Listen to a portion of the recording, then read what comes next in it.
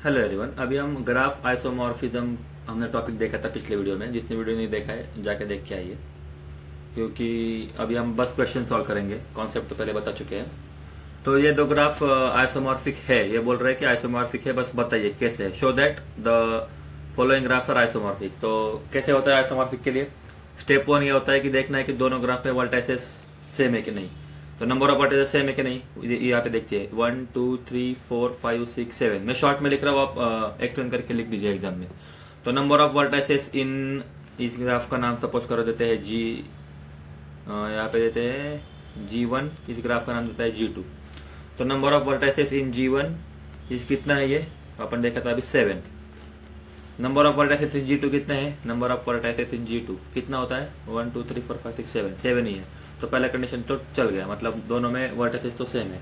उसके बाद number of edges, number of edges in G1 कितना है? Number of edges in G1 1 2 3 4 5 6 7 8 9, 9 है। इसमें देखते हैं 1 2 3 4 5 6 7 8 9, दोनों में भी सेम ही है।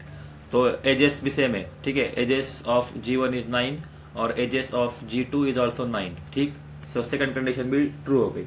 उसके बाद थर्ड कंडीशन क्या है अपनी?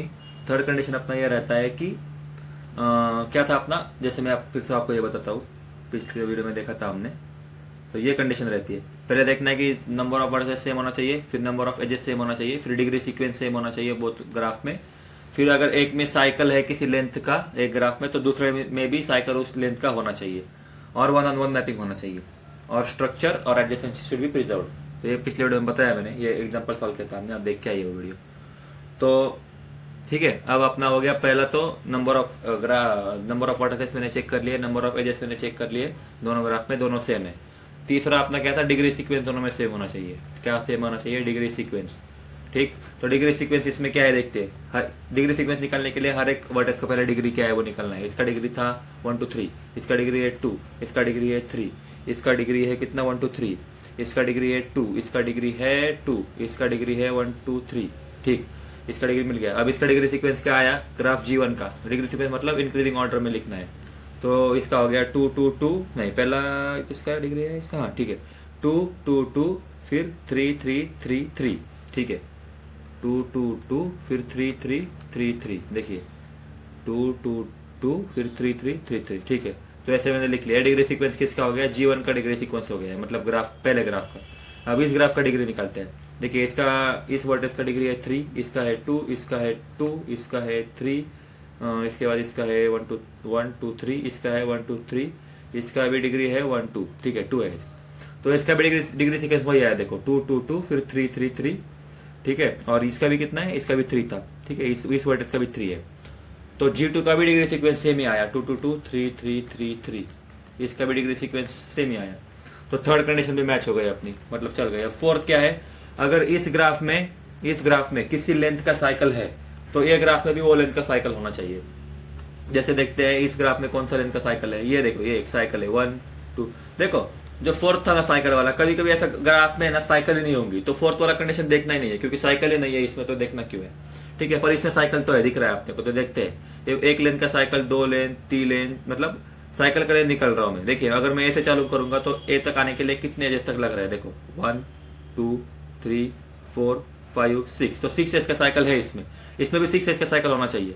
देखो मैं अगर 1 से स्टार्ट किया तो फिर से 1 तक आने में कितना एजेस लग रहा है, देखते हैं 1 2 3, ठीक है, फिर 4, फिर 5 और 6, देखिए ऐसा 1 2 3 4, सॉरी 1, ये 1, ये 2, ये 3, ये 4, ये 5 और 6, मतलब 6 लेंथ का साइकिल तो है, ठीक है। मतलब इसमें 6 लेंथ का साइकिल है, इसमें भी 6 लेंथ का साइकिल है, ठीक है। और कोई है क्या? और कोई है क्या? देखिए इसमें 3 लेंथ का साइकिल भी है, ये 3 लेंथ का साइकिल है इसमें भी 3 लेंथ का साइकिल है, देखिए ये, ठीक है। 3 लेंथ का साइकिल इसमें भी है, ठीक। अब उसके बाद इसमें और कौन सा साइकिल है क्या? इसमें 4 लेंथ का साइकिल भी है, ये वाला, ये 4 लेंथ का साइकिल है। इसमें है क्या 4 लेंथ का साइकिल? है ना, ये देखिए ये 4 लेंथ का साइकिल है। तो हर एक साइकिल जिसमें ये इस ग्राफ में जो साइकिल का था वो सब इस ग्राफ में भी है, ठीक है। तो यही बताना है आपने को एक्सप्लेन करते वक्त। इन G1 देयर आर साइकिल्स, कौन कौन से लेंथ का साइकिल था मेरे पास? 1 2, 3, 4, 5, 6 लेंथ का एक साइकिल था, 4 लेंथ का एक था और 3 लेंथ का एक था। In G1 there are cycle of length 6 का था, 3 का था, 4 का था। And in G2 also same, in G2 also we have cycle of length. मैं शॉर्ट में लिख रहा हूं, आप एग्जाम में आराम से, जैसे एसपीपीओ में क्या करते हैं, आप कोई भी क्वेश्चन आए तो एकदम पेज भर देते हैं, तो आप भी इसको एक्सप्लेन करते हुए पेज भरना है, ठीक है। 6, 3, 4 and in G2 also we have cycle of length 6, 3, 4। तो आप ये जैसे क्या मतलब पेज भरना मतलब क्या, मतलब कुछ भी नहीं रैंडम लिखना है, इसी को एक्सप्लेन करते हुए लिखना है। जैसे 6 लेंथ का साइकिल का आप नाम लिख सकते हो, क्या था 6 लेंथ का साइकिल का नाम, ये था ABEGFCA। तो ये 6 लेंथ का साइकिल का नाम है, क्या है, AB का क्या है, देखिए ABEGFCA, ABEGFCA। तो ये हो गया एक 6 लेंथ का साइकिल। तो अपना जो सेकंड था उसमें 6 लेंथ के साइकिल का नाम लिख सकते हो, क्या है वो, 1, 2, 3, 7, 4, 5, 1, ठीक है। ये 6 लेंथ का साइकिल। ऐसे ही आप लिख सकते हो कि in G1 there is a cycle of length 6, और वो लिखना है कि that cycle is nothing but this. And correspondingly in G2 we have 6 length cycle, और उसका नाम लिखना है, जब भी बताया मैंने। 1 क्या था, देखिए 1, 2, फिर 3, फिर 7, फिर 4, फिर 5, फिर 1, ये तो ऐसा लिखना है। और फिर से बताना है कि in G1 there is a length of cycle whose length is 3, क्या है वो साइकिल का नाम, ये लिखना है GDEG, ये GDEG, ये 3 लेंथ का साइकिल है। और इस ग्राफ में कौन सा है, 5, 4, 7, 5, वो 3 लेंथ का साइकिल है, ठीक है। तो ऐसे नाम लिख सकते हो आप। ऐसे ही 4 लेंथ का एक साइकिल था और 4 लेंथ का एक साइकिल है, तो दोनों में साइकिल भी जितने हैं वो मैच कर रहा है, ठीक। तो यहाँ तो 4th पॉइंट में हमने देखा था कि साइकिल जो भी है वो मैच करना है। तो यहाँ पे था कि 6, 3 और 4 ऐसे इस लेंथ का साइकिल था ना। तो और भी एक साइकिल है, जैसे ये है, देखिए 5 लेंथ का भी साइकिल है, सॉरी 5 लेंथ का। कौन कौन सा, ये 1, 2, 3, 4, 5, तो ये भी इसमें है, आप मैप कर सकते हो। तो 5 लेंथ का साइकिल कहाँ दिख रहा है आपको, 1, ये देखिए 1, 2, 3, 4 और 5। तो 5 लेंथ का भी साइकिल है, वो भी आप डाल सकते हो इधर। 6, 3, 4, 5 लेंथ का भी साइकिल है, और यहाँ पे भी 5 लेंथ का साइकिल है, तो ये भी मैच हो गया है। तो इस ग्राफ में 6 लेंथ का साइकिल था वो मैच हुआ है, 4 लेंथ का साइकिल था वो मैच हुआ है, 3 लेंथ का था वो मैच हुआ है, 5 लेंथ का था वो भी मैच हो गया। तो इस ग्राफ में सब मैच हुआ है। अब देखना है 1-on-1 मैपिंग, ओके। अब 1-on-1 मैपिंग के लिए मैंने एक ग्राफ फिर से निकाला है अच्छे से, और यहाँ पे देखिए 1-on-1 मैपिंग ढूंढना है अपने को। 1-on-1 मैपिंग मतलब क्या होता है कि ऐसा कौन सा वर्टेक्स है, मतलब जो यहाँ पे ए काम कर रहा है, यहाँ पे ए काम, मतलब वहां पे ए का काम कौन कर रहा है, तो ये ढूंढना है अपने को। तो 1-on-1 मैपिंग के लिए पहले तो मैंने हर एक का डिग्री लिख लिया, ठीक है। ये वर्टेक्स का डिग्री, हर एक नोड का डिग्री लिखा था और उसको एक सेट में डाला है। जैसे इस ग्राफ में 3 वर्टेक्स वाले कौन कौन से वर्टेक्स है, तो ए है, ए देखिए ए का डिग्री 3 है, डी का डिग्री 3 है, ई का 3 है और जी का 3 है, तो ये एक सेट में डाल दिया। ऐसे ही इस ग्राफ में जो जो डिग्री 3 का था उसमें एक सेट में डाला है, और डिग्री 2 वाले एक साथ डाले हैं, ठीक है, दोनों ग्राफ में से। तो अब अपने को इनमें मैपिंग देखना है, तो वो बहुत आसान है। तो देखिए यहाँ पे ये देखना रहता है कि सपोज करो मैंने ए पकड़ा, तो ये देखना है कि ए ये 3 डिग्री का वर्टेक्स है, ठीक है। हाईएस्ट डिग्री वाले से चालू करना है, मतलब यहाँ पे 3 डिग्री की हाईएस्ट है ना, तो हाईएस्ट डिग्री वाले से चालू करना है। तो हाईएस्ट डिग्री किसका है, तो हाईएस्ट डिग्री ए का, डी का, ई का, जी का, उनका 3 डिग्री है। तो हम इनमें से किसी से भी चालू कर सकते हैं, तो मैं ए से चालू कर रहा हूँ। तो ए का डिग्री 3 था, तो देखिए ए ये एक ऐसा वर्टेक्स है जिसका डिग्री 3 है, और ए वर्टेक्स बी को कनेक्टेड है जिसका डिग्री कितना है 2, फिर डी को कनेक्टेड है, इसका डिग्री कितना है 3, और ए फिर से कनेक्टेड है सी को, इसका डिग्री कितना है 2। तो अपने को इस ग्राफ में ऐसा वर्टेक्स ढूंढना पड़ेगा कि जो, जैसे ए यहाँ पे देखिए मैं ए के लिए देख रहा हूं ना, तो मैं ए का मैपिंग ढूंढ रहा हूं। तो ए जो ए है अपना, वो एक 2 डिग्री वर्टेक्स से कनेक्टेड है, एक 3 डिग्री वर्टेक्स से कनेक्टेड है, और एक और 2 डिग्री वर्टेक्स से कनेक्टेड है, ठीक है। तो हमको यहाँ पे आके ऐसा वर्टेक्स ढूंढना है सच दैट कि वो जो वर्टेक्स है वो 2 डिग्री से कनेक्टेड होना चाहिए, 2 डिग्री से और 3 डिग्री से। तो देखिए क्या मैं इसको बोल सकता हूं क्या कि ये बन सकता है, नहीं, क्यों नहीं बन सकता, क्योंकि ये देखिए ये तो एक 2 डिग्री से कनेक्टेड है ये 3 से कनेक्टेड है और ये 3 से कनेक्टेड है। देखिए इसका डिग्री 3 है, इसका डिग्री 3 है और इसका डिग्री 2 है। तो अगर मैं इसको ए बोलूंगा तो दिक्कत ये हो जाएगी कि यहाँ पे जो अपना ए था, यहाँ पे जो अपना ए था वो दो डिग्री वर्टेक्स से कनेक्टेड था। देखिए ये 1 और ये 2, तो ऐसे 2 वर्टेक्स ऐसे थे जिसका डिग्री 2 था, पर यहाँ पे एक ही वर्टेक्स है जिसका डिग्री 2 है, क्योंकि बाकी का तो 3 है। तो ये ए नहीं बन सकता। तो ए कौन बन सकता है? और भी आपने को देखना है जिसका डिग्री 3 है। देखो ये बन सकता है कि ए, ये भी ए नहीं बन सकता। क्यों? क्योंकि ये 2 डिग्री वर्टेक्स से कनेक्टेड नहीं है, क्योंकि 5 देखिए इधर 3 डिग्री है, इधर भी 3 डिग्री है, तो 5 भी ए नहीं बन सकता।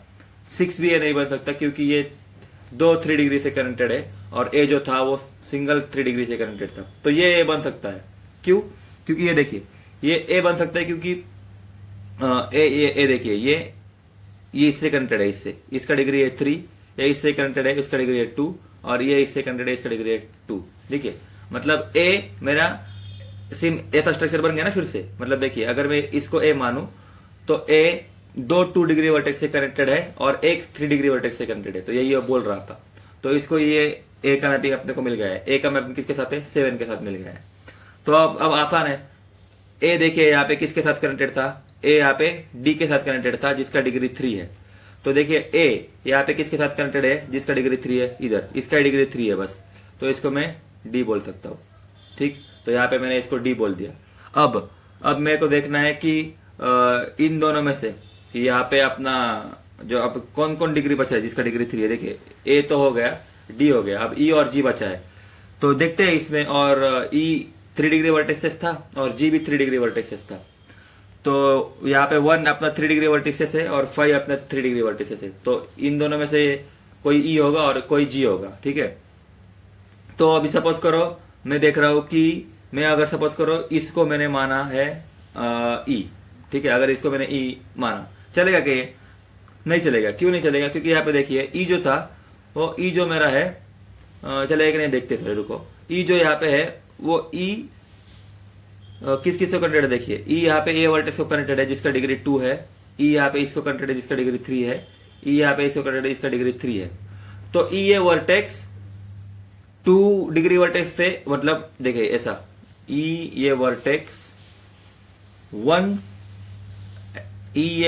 1 ऐसे वर्टेक्स से कनेक्टेड है जिसका डिग्री 2 है और 2 ऐसे वर्टेक्स जिसका डिग्री 3 है। ठीक है, देखिए ई ये वर्टेक्स ये जो है ये 2 डिग्री वर्टेक्स से कनेक्टेड है और 2 3 डिग्री वर्टेक्स से कनेक्टेड है। ठीक है, तो अपने को ऐसा ही ढूंढना है कि ये जो ई है ये कैसे कैसे कनेक्टेड है। देखिए ये एक 3 डिग्री वर्टेक्स से कनेक्टेड है, ये 3 हो गया और ये 2 हो गया। ठीक है, मैच हो रहा है, मतलब ये ई बन सकता है। और ये अपना दूसरा कौन सा है? ये है बचा हुआ जी, तो ये जी बन सकता है। ठीक, तो ये बचा हुआ जी बन सकता है। अब कौन सा बचा मेरा? अब ये बचा 2 डिग्री वर्टेक्स वाले। तो 2 डिग्री वर्टेक्स वाले आसान है, तो हम इसको बोल सकते हैं, इसको भी बोल सकते हैं क्या? देखिए इसको भी बोल सकते हैं क्या? यहाँ पे जो बी है वो एक 3 डिग्री वर्टेक्स से कनेक्टेड है और एक 3 डिग्री वर्टेक्स से कनेक्टेड है, मतलब दोनों 3 होना चाहिए। पर अगर मैंने इसको बी बोला, ठीक है, इसको अगर मैंने बी बोला तो ये एक 2 से कनेक्टेड है और एक 3 से कनेक्टेड है। ये गलत हो रहा है, क्योंकि यहाँ पे बी जो था वो 3 से कनेक्टेड था, तो यहाँ पे भी बी 3 से कनेक्टेड होना चाहिए। तो यहाँ पे इसको बी नहीं बोल सकते हैं, तो बचा कौन? ये, इसको बी बोलना पड़ेगा। क्यों? क्योंकि ये 3 डिग्री से कनेक्टेड है और ये भी 3 डिग्री से कनेक्टेड है। तो इसको भी बोलेंगे, इसको सी बोलेंगे, इसको एफ बोलेंगे। दैट्स इट, ये फाइनल मैपिंग है अपना। तो क्या था फाइनल मैपिंग? फाइनल मैपिंग है ऐसा कि मेरा जो ए है वो 7 के साथ मैप हो गया, फिर अपना A7 के साथ मैप हो गया, फिर क्या है और देखिए A7 के साथ मैप कर दिया मैंने, B4 के साथ मैप कर दिया। ठीक, C किसके साथ मैप कर दिया? 3 के साथ। ठीक है, C मैंने 3 के साथ मैप कर दिया, F2 के साथ। ठीक, अब और क्या बचा? D जो है वो मैंने मैप कर दिया 6 के साथ। ठीक, D मैंने मैप कर दिया 6 के साथ। उसके बाद क्या बचा है? अभी ABCD E बचा है। तो E का है E मैंने मैप किया है 5 के साथ। ई मैंने मैप किया है 5 के साथ और जी मैंने मैप किया है 1 के साथ। ठीक, तो ये हो गया अपना मैपिंग। अब आप देख सकते हो कि अगर ए और बी के बीच में एज है तो 7 और 4 के बीच में भी एज होना चाहिए, है क्या? ए और बी का है मेरा, ए टू बी एक एज है तो 7 और 4 के बीच में भी एक एज होना चाहिए, है। ऐसे ही आप पूरे एज मैपिंग कर सकते हो। जैसे अगर ए टू सी अगर कोई एज होता तो 7 और 3 के बीच में एज होना चाहिए। डी टू जी अगर कुछ एज होता तो 6 और 1 के बीच में कुछ एज होना चाहिए। सो इसको बोला जाता है एज करस्पॉन्डेंस, मतलब एज भी मैप हो रहा है और सब सही, अपना मैपिंग ये सही है, this is a correct mapping. ठीक, तो ये होता है अपना 1-to-1 मैपिंग। तो 1-to-1 मैपिंग भी हो रहा है, दैट्स इट। मतलब ये जो ग्राफ है ये दोनों के दोनों हम आइसोमॉर्फिक बता पा रहे हैं। ठीक है, तो याद रखना ये थोड़ा डिफिकल्ट था प्रोसेस 1-to-1 मैपिंग करना। 1-to-1 मैपिंग के लिए याद रखना है बस डिग्री मैच करते रहना है। जैसे मतलब ए से मैच करना है। देखिए एक लास्ट बार बताता हूँ कि ये देखना है कि ये ए वर्टेक्स था, ये इसका डिग्री 3 है, तो जो ये ए है वो किस किस से कनेक्टेड है? देखिए ए कनेक्टेड है बी से, डी से और सी से। तो देखना है हर एक का डिग्री क्या है। तो मैं देखा कि ए जो था ये एक 3 डिग्री वर्टेक्स से कनेक्टेड है और 2 डिग्री वर्टेक्स से कनेक्टेड है। तो ऐसे ही इसमें वर्टेक्स ढूंढना है। तो अपने को ये मिला, देखिए 7 जो था वो 3 से कनेक्टेड था, 4 से कनेक्टेड था और 5 से कनेक्टेड था। यहाँ पे 4 का डिग्री था 2, 3 का डिग्री था 2 और 5 का डिग्री था 3। तो सेम यही अपना स्ट्रक्चर मिल गया अपने को, इसलिए मैं इसको ए डिसाइड किया, दैट्स इट। तो ये अपना हो गया फाइनल आंसर। तो ये ग्राफ है isomorphic, okay, because 1-to-1 mapping मिल गई और एज करस्पॉन्डेंस मिल गया। एज करस्पॉन्डेंस मतलब क्या? ए टू बी अगर एज है तो 7 to 4 एज होना चाहिए, ए टू सी एज है तो 7 to 3 एज होना चाहिए। आप मैप कर सकते हो, आपको मिलेगा वो एज। यहाँ से लिखना है, यहाँ पे आपने को एग्जाम में लिखना पड़ेगा, therefore this is the 1-to-1 mapping and edge correspondence is done. Edge correspondence is also थोड़ा हैंड राइटिंग अभी गंदा हो रहा है, is also mapped या फिर is also क्या बोल सकते हैं, verified, is also verified, therefore the two graph is isomorphic, ऐसा आप लिख सकते हो। ठीक है, तो ये हो गया अपना क्वेश्चन नंबर जो अपन देख रहे थे कि show that the 2 graphs are isomorphic or not।